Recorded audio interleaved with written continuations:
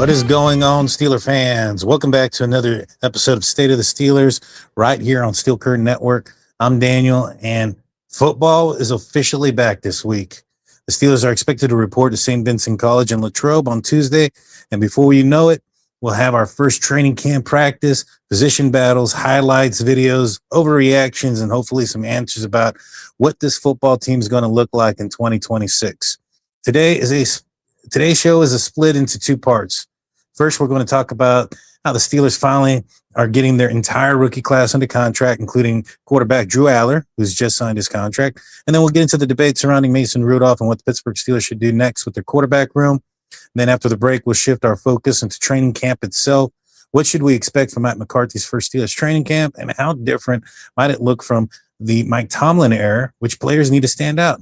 And what should fans watch if they're making the trip to Latrobe? We got lots to cover. And before we jump into it, I also want to let you guys know Steel Curtain Network has a new app. Go check it out wherever you get your apps at. Type in Steel Curtain Network, download it. You won't be disappointed. Please go check it out. So without further ado, let's jump into today's conversation.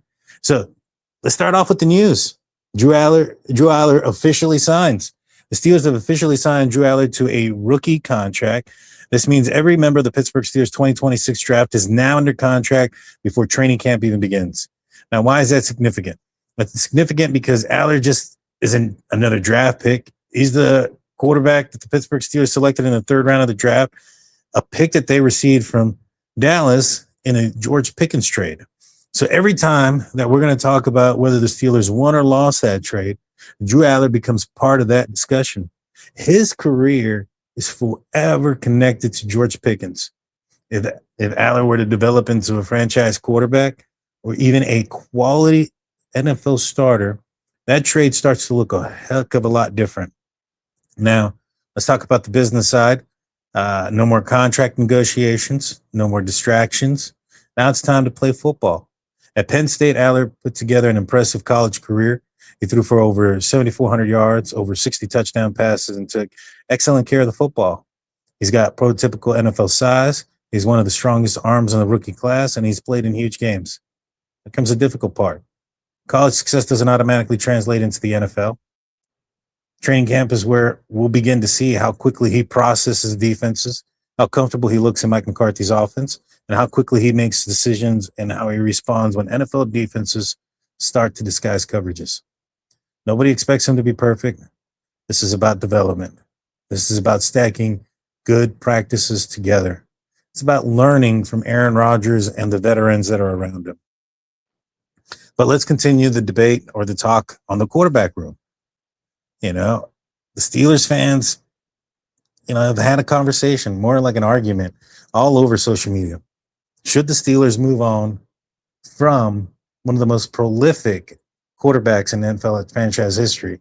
And that's Mason Rudolph. And the reason why I say that is because some people think that you need to move on from him. Half of everybody else think that he's never been given a real opportunity. So you've probably heard those arguments. I get it. A lot of people think that Steelers should keep younger quarterbacks because they're the future. I still kind of think about Mason's value as a veteran on this team and for the future.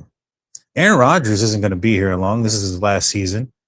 And so you have two unproven guys, two guys that have never taken a snap in the NFL. And let's face it, this is about winning football games. And NFL experience matters. Now, I get it. Both Allar and Howard, they're talented. They're exciting. But, Mason Rudolph knows the organization. He knows what it takes to prepare every week. I mean, what he did in 2023, being the third guy and going in and being able to push the Steelers to a playoff run was impressive. He was the scout quarterback. Now, just because he started NFL games, just because he's won NFL games, and he's played in meaningful situations, does not automatically make him the future. Of course not. I think he's a career backup at this point. But veteran experience is a part of that too, and it shouldn't be dismissed so quickly. One of the most overlooked parts of a quarterback development is having experienced players in the room. learning how to study the film, learning how to prepare, learning what life is in the NFL and what it actually looks like. Sometimes it's just as valuable as taking preseason snaps. Now, that's not to say that Drew Allar or Will Howard won't eventually pass Mason Rudolph. I anticipate one or both will. Maybe one of them has an extremely incredible camp. Maybe one of them forces the coaching staff to make a difficult decision. But that's exactly what you want. You want competition, every snap, every rep. Make Mike McCarthy and his coaching staff have difficult decisions to make. That's what you want. I think we used to say this. It's a good problem to have. I think Mike Tomlin used to say that all the time. So you want to have those good problems. Because at the end of the day, if you're handing out jobs because of age instead of performance, I think you're doing it wrong. You should want the best quarterback on the roster. Whoever earns it should play. And so, I'm not against, if Will Howard comes out and he pushes Mason Rudolph, because this is what the battle is about, right? It's either second string quarterback or out when it comes to these guys, whether that's Mason Rudolph or Will Howard. And again, like I mentioned before, Aaron Rodgers is gone after this year. And next year, if the Steelers go out there and draft a quarterback in the first round, which a lot of people are anticipating that they do that, it's going to be a heavy class. It's a loaded class for the quarterback position. And depending on where the Steelers are, you may not want to not take an opportunity at that shot at a real franchise quarterback. And so let's just say the Steelers, I don't know, do something similar and they're picking 20 to 21 next year. They're going to have to make some moves to get up in the draft, to get one of these quality quarterbacks. But let's just say they're in position to do so. Now you have a rookie quarterback who obviously hasn't taken an NFL snap. If Aaron Rodgers doesn't go down all year, which he has been historically known to stay healthy for the most part, then you would have had Will Howard and Drew Allar who have never taken an NFL snap. Now, I get Mike McCarthy might be the quarterback guru, but I mean, you're looking at a situation where he's still going to be developing guys who've never taken anything meaningful before, a snap meaningful, that is. And I'm not sure that's the approach you want to go when you have young guys. I mean, you're going to want to have a veteran guy in there. I mean, even Ben Roethlisberger had a veteran guy in there. He had Charlie Batch. Now, Charlie Batch wasn't a guy that, was no slump. He did well with the Detroit Lions, and, maybe perhaps he thought that he was going to get an opportunity to start and compete. But, he realized what his role was, and he supported Ben, and he helped Ben mature and grow into the quarterback that he would become. And I think it would only be smart and fair to have somebody like that, somebody who understands what it's like to be thrusted into, the starting job with little preparation and how to prepare for those moments, like Mason Rudolph did back in 2023. I know he went to Tennessee and didn't have the greatest season there. However, the team around him was really bad. And so I just want the best for this team and for whoever that is. And I just think that, you're going to want a veteran there that has been in Mike McCarthy's system. And next year, if Mason Rudolph makes this team this year, you'll have that. You'll have a veteran quarterback that's been in Mike McCarthy's system. Now, I guess you can also say that, hey, well, Mason Rudolph, if he doesn't get in the games next year or this upcoming season, then that he's also in the same boat where he hasn't played any meaningful games under this era with the Mike McCarthy era. And you have a point there. But, I mean, Mason Rudolph also is a veteran quarterback, and he's played in some meaningful games. I hate to sound, repetitive, but I just think that experience is important here. And so we're going to take a quick break. When we get back, we're going to talk about training camp officially beginning in Latrobe, Mike McCarthy's first Steelers training camp, and how different it'll look from the Mike Tomlin era, and which players need big camps, and what should fans expect when practices begin. Don't go anywhere. We'll be right back after the break.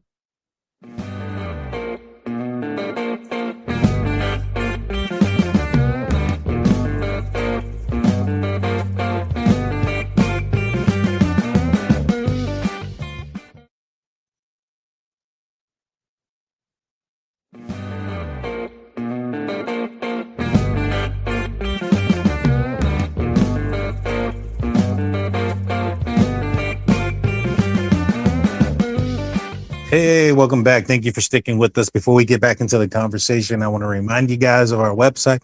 And I know I spoke about it earlier in our app, steelcurrentnetwork.com. You can go check it out, download the app. It's freaking amazing. You'll like it. You'll love it. You'll get all your news and coverage with the Pittsburgh Steelers, etc. Everything you want. So go check that out. Check out the website. Become part of the conversation. Create a profile so that way you can be in the comments section. Maybe perhaps you'll be able to get a little conversation with the editor or the author of the article, or both, and become part of that conversation. So go check out steelcurrentnetwork.com, your one-stop shop for Pittsburgh Steelers news and coverage. Well, Tuesday, we're going to be welcoming training camp, the 2026 training camp. Training camp is one of my favorite times of the football year. Everybody has a clean slate. Veterans are trying to keep their jobs. Rookies are trying to prove that they belong. Undrafted free agents are trying to make an impossible dream come true, and coaches finally get to see what they actually have. This year feels even bigger because this is Mike McCarthy's first Steelers training camp, and we have no idea what it's going to be like. I mean, we have perhaps we can look at what he's done in the past, and we'll focus in on that and see, maybe predict what it'll be like. But naturally, everybody wants to compare this camp to, like I mentioned, what we've seen under Mike Tomlin. Every coach runs things differently, and I'm interested to see whether practices are more structured. One of the things that I recall hearing from multiple players in recent years was that it just kind of seemed like, well, they said it themselves, that they needed to practice harder, practice more. They needed to focus and those type of things. Are we going to see that? It sounds like in training camp and OTAs, not training camp, I'm sorry. It sounds like in mini camp and OTAs that it seemed a little bit more, I don't want to say tougher, but more physical. In fact, they talked about how Alex Highsmith and TJ Watt were actually sweating out there, and perhaps wasn't the case in years before. And so I'm interested in see how that happens. I'm interested to see whether the quarterbacks get more freedom at the line of scrimmage. Are they going to allow them to start making some changes? It seemed like in years past, the Pittsburgh Steelers quarterbacks kind of handcuffed, and even Aaron Rodgers, there was times where he was kind of blowing up at the sideline, kind of saying, I know what I'm doing. Trust me. Kind of like, hey, the previous organization was trying to handcuff him to a certain extent because I think they were living in their fears, especially not throwing over the middle, etc. And, the next thing I want to see is how much emphasis will be placed on situational football. Mike Tomlin had 7 shots where the offense and defense were on the 2-yard line. And, we'll see who wins that. It's a tough situation, especially for the defense. Also for the offense, there's not a lot of movement there, right? The closer you get to the end zone, the harder it is to score, in my opinion, because there's less space, there's less openness. I want to see, what are the Steelers going to do for those situations? Is 7 shots going to be there? Backs on backers. That's another situational type of drill that the Steelers used to do under Mike Tomlin. What's going to replace that, if anything? Are they going to continue some of those traditions? Possibly. And obviously, one of the big things that I want to see is how quickly the offense comes together. You have a lot of moving pieces. I wouldn't say new pieces, maybe some new pieces on the right side of the offensive line. I think Dylan Cook and Spencer Anderson are going to get the nod on the right side. They're going to be new starters on the right side. Left side's going to have new starters with Fautanu and McCormick, even though they were starters last year. Now they're on the left side where they weren't previously. Frazier's the only person on the offensive line that's going to be staying put. Now, I do think it's important that you have McCormick or Fautanu, McCormick, and Frazier next to each other. It's just on opposite sides, but that does help that you have, like, for instance, Mason McCormick, that he has two guys he's familiar with on either side of him. And maybe most importantly, I think it's important if we look at how this coaching staff like teaches the guys. One of the things that I've already noticed is that Mike McCarthy is super hands-on when it comes to the quarterbacks. That's how he's been in minicamp and in OTAs. You know, he was heavily working with Drew Allar, and I believe he was also working with Will Howard before the draft, you know, the week leading up to it, and really focusing on their skills and developing them as quarterbacks. And so I'm interested to see what if that's going to continue in training camp. He's going to continue to have that high degree of focus on the quarterback room. One thing players have consistently talked about with Mike McCarthy throughout his career is communication, teaching, and attention to detail. I'm just excited to see if that becomes noticeable immediately. So we also have some position battles. There are several position battles that I'll be watching closely. I mentioned the offensive line. I mentioned the quarterback position. On the right side of the offensive line, I mean, Maxi Honachor was the Steelers' first-round pick. You kind of want your first and second, rounders, especially those two guys, to be impactful players. You want them to be starters and maintain a starting position. Now, maybe perhaps you don't want to throw them in, week one, especially if they haven't earned it or if there's some development that needs to be done. With Maxi Honachor, he started late in his life as far as being a football player. Now, he's had more experience in the collegiate level than a guy like, for instance, Broderick Jones at the Pittsburgh Steelers moved up and drafted out of Georgia a few years back, who is most likely not going to make this team, probably be on IR, and we'll see what happens with his career after the neck injury.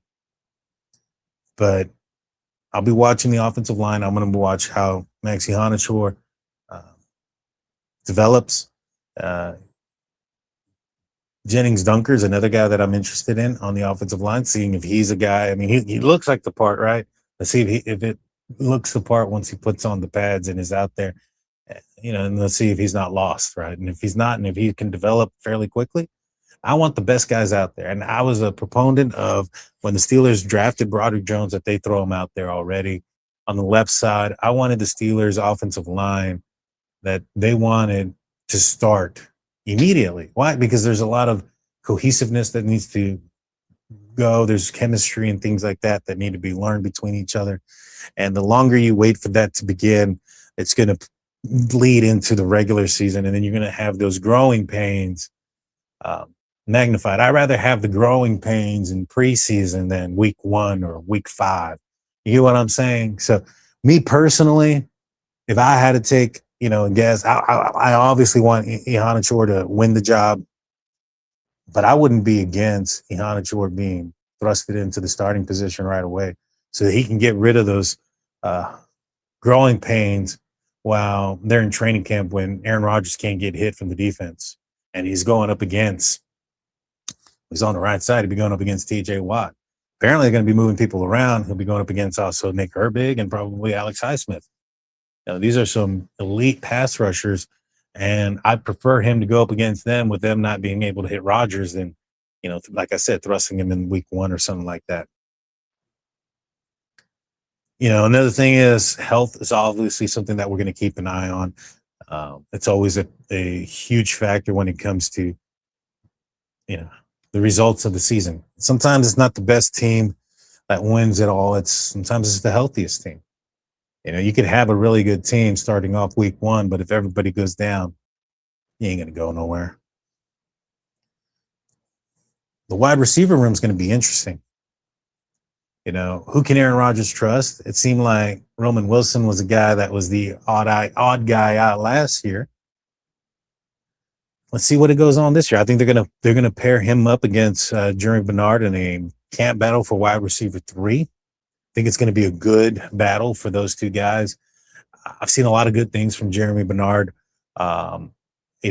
Working out and doing working with the route god and things of that nature. I mean, he looks impressive.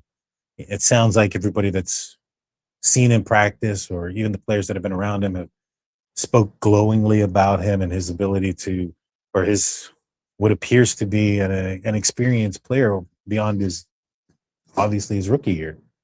He's got a old soul, so to speak, and I'm looking forward to it. I'm excited about that. I'm excited if he's going to earn Aaron Rodgers' trust. Like I said, I don't know about Roman Wilson earning it last year. He'll get an opportunity this year, and I'm all up for it. I'm up for competition, as I mentioned. Something else I'm looking forward to is the running back depth. Rico Dowdle and Jalen Warren are probably going to get the nod for the 1-2. I would expect Rico Dowdle to be the premier back. He's the bigger guy. And I expect, Jalen Warren to definitely be on there in third downs and passing situations, things of that nature. He's got an impeccable skill when it comes to blocking, pass blocking for the quarterback. And so I'm excited there. But what's going to be behind him? Caleb Johnson, is he going to make a step forward? Eli Heinrich, is he going to have an opportunity to maybe perhaps make the team? He was the last player picked for the Pittsburgh Steelers in the 7th round, and a lot of hype around him. His metrics are similar to, McCaffrey, and I think that's a pretty high expectation, for him. But I mean, the intangibles are the intangibles. The speed, the size, the weight, the movement is very similar. If they can coach him up and get that out of him, like his potential, he might be a guy that you can't keep off the field. Well, who comes off then? I think Caleb Johnson is a guy that, you don't want to give up on a 3rd-round pick, but he was drafted for, this different offense for Arthur Smith's offense. And I don't think he brings much when it comes to special teams. And when you're looking at your 3rd, 4th back, that's what you want. You need to have special teams availability. And if he doesn't have that, that's going to be an issue. And maybe perhaps he finds himself being traded or something like that. It comes down to who separates themselves, who steps up, who earns meaningful snaps. There are always those surprise players. Every training camp has somebody that nobody expected come up. I remember Tuzar Skipper being one of them. Everybody was in love with the guy. Did great. Didn't really make the team.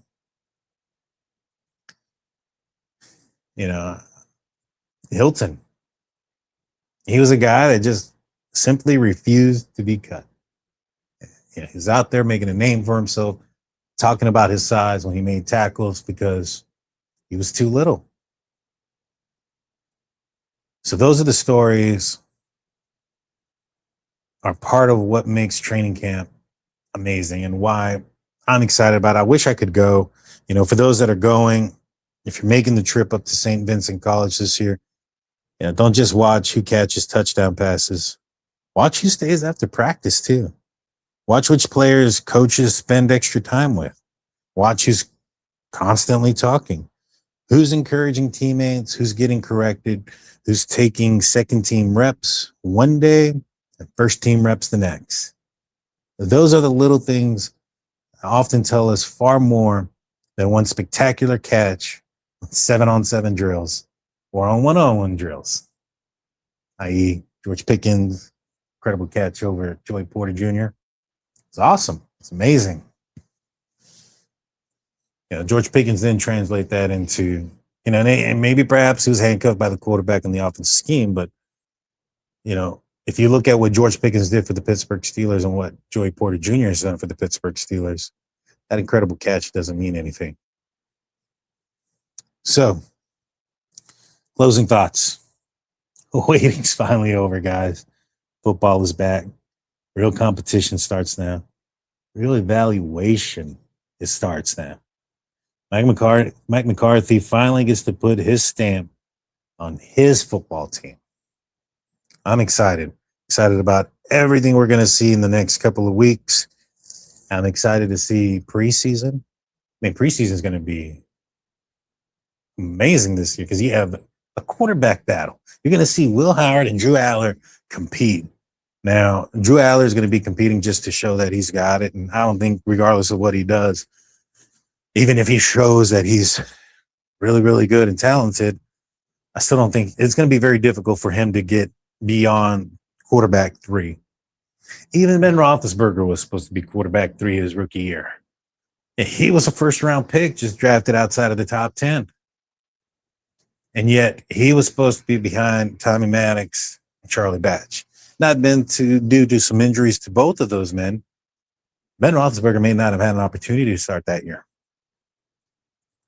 And so I don't think they're going to roll out, for instance, that red carpet for Drew Allar to be the starting quarterback this year. Obviously, Aaron Rodgers is there. And in his last season, there's no way Mike McCarthy is going to bench him or any of those things, whether that's even if anybody has an extremely good camp this year, there's just no way you're going to disrespect a 4-time MVP, future Hall of Famer, and a Super Bowl champion like that. And a guy that you waited a tremendous long time to get on your football team. I just don't think that's going to be there. But hey, can Drew Allar do enough to be QB2? And if he does that,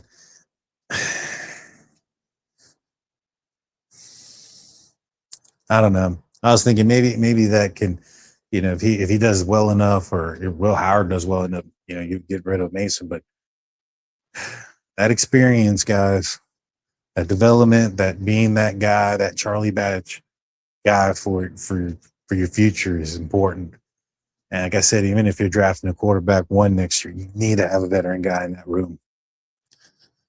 Well, that's all I got for you guys. I'm excited. If you're, wherever you're watching this, please give us a 5-star review, a like, follow, and subscribe. Ring that notification bell. I want to say thank you to everybody for tuning in. You guys have been amazing. Go check out the app. Go check out the website. You guys know what to do. I may not be back on The Hangover. I'm actually on traveling right now, filming I was in a documentary, true crime stuff. If you guys aren't aware, I have another channel called Drunk Turkey Show where we do true crime. I used to be a police officer, and so I have a pretty good angle on some things when it comes to cases. And right now I'm up in Missouri. Was being filmed for a documentary for an unsolved murder. And I'm hoping that comes out pretty soon. And when it does, I'll share it with you guys. I think it's coming out on Hulu. So it'll be pretty cool. I'm looking forward to that. So I may not be there on The Hangover. I may try to figure that out. If I am, you'll catch me there on Monday night with my buddy Tate and my buddy Shannon White. Until then, guys, y'all be safe. Go Steelers. Freaking go. 2026 is just around the corner. I can't wait. Here we go.